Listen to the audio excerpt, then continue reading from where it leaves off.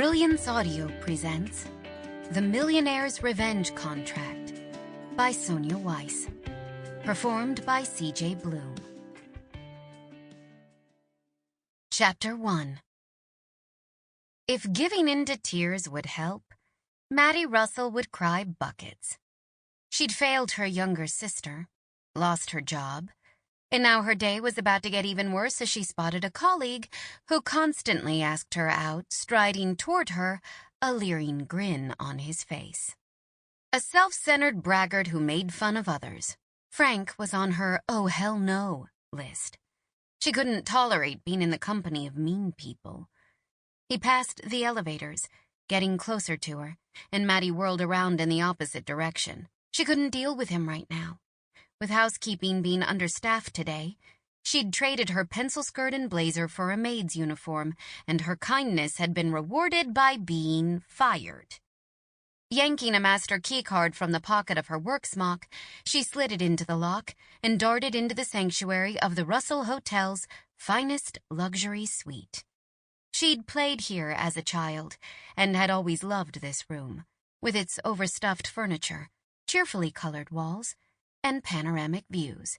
It was hard to believe the family hotel was now lost, thanks to what she was sure was a mistake on her grandfather's part. His hunger for money and material possessions had always made Samuel Russell just as driven as it had her parents, but he'd loved her fiercely, and had often been her only port in the middle of the dysfunction storm. But the recent decline in his mental function had led her grandfather to do something that, in his right mind, he never would have done. He'd cleaned out the hotel's operating accounts and taken her sister Danny's inheritance, money Danny was counting on to live on and to make her home wheelchair accessible. Today, the hotel had been sold to pay off the debts against it, and that was a huge bitter pill to swallow. Rumor had it that the hotel's new owner, a ruthless multimillionaire, according to employee gossip, was making sweeping changes. Turned out that rumor was true, as evidenced by the email she'd received earlier letting her know she was fired. She'd worked here all her life, and now it was gone. Once the panic had passed, she'd made a plan to do whatever she could to get a meeting with him, to ask if there was any way she could keep her job. A good portion of her paycheck secretly went to her sister, and there was no way she could earn the amount she made in salary anywhere else. Her grandfather had paid her generously for her executive management position. He paid everyone well. He always said it was just good business to let employees know they were valued.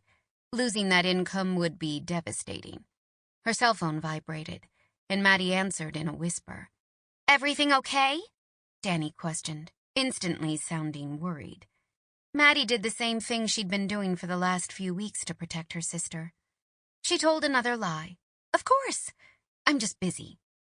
Danny didn't need to know about the financial ass-kicking that was coming if Maddie couldn't find a solution.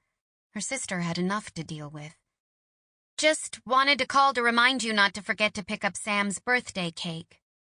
They were celebrating her 6-year-old nephew's birthday tonight, with a few of the kids he'd befriended during this vacation stay with Maddie. Her heart squeezed when she thought of how lucky she was to still have him around. "I'll remember. The bakery is on the way to the apartment," she said. The doorknob rattled behind her as someone thrust a keycard into the lock. Crap. Frank must have decided to follow her. "Gotta go. I'll call you later." Maddie hung up and darted into the bathroom, quietly closing the door behind her before stepping into the bathtub and pulling the shower curtain closed. If she stayed here long enough, hopefully he would go away. Her heart racing, she listened intently, waiting for the coast to clear. Are the footsteps coming closer? She sucked in a breath as the bathroom door opened. Oh my God. When the shower curtain was pulled back, Maddie let out a yelp of surprise at the so naked, so not her colleague guy, standing in front of her looking as shocked as she felt. Flustered, she grabbed the shower curtain, tossed it over the man's head, and ran like hell. She sprinted toward the door and almost had it open when he caught up to her. Maddie pressed her back against the door, fumbling. Sample complete. Ready to continue?